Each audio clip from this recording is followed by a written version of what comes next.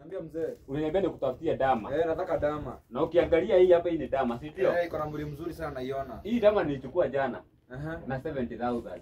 Lakini mimi juu ni wewe ni rafiki yangu na ninajua tumetoana mbali, nataka kukuuzia 65,000. Wacha niende hasara ya 5,000. Na kuuzia 65,000. Umejishika hadi kwani hauna hiyo pesa ama kuna hiyo pesa ni mingi yake. Uko na ngapi? Mimi niko na 30,000. 30,000. Unajua wewe ni wewe customer wangu wa hii nini? Wa hii mwezi. Sitapata customer mwingine. Mimi siwezi. Hiyo pesa ni mingi sana, imagine. Mimi niko na 30. Nilikuwa mwisho kabisa.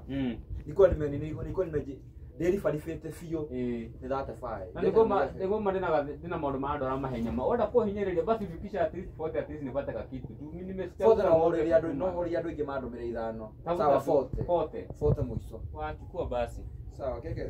Wewe hata jole jifungulie tu. Sawa. Unafungua? Kuna mtu ananipigia hapa. Kupigia. Sijui. Hello. Ile dama nilikuwa nakuambia. Iko.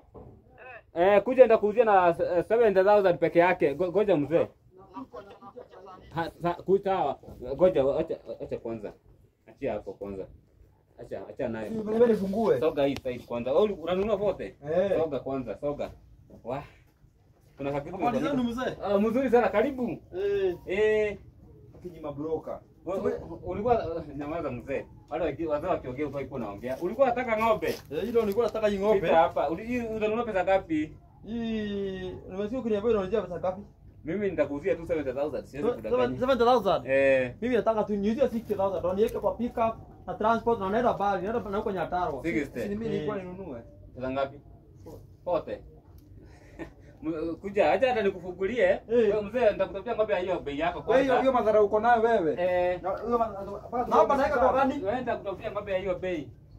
Papa. Wacha nikufungie saa hii. Ndio uende nayo. Wewe leta nikuwekee jifungie.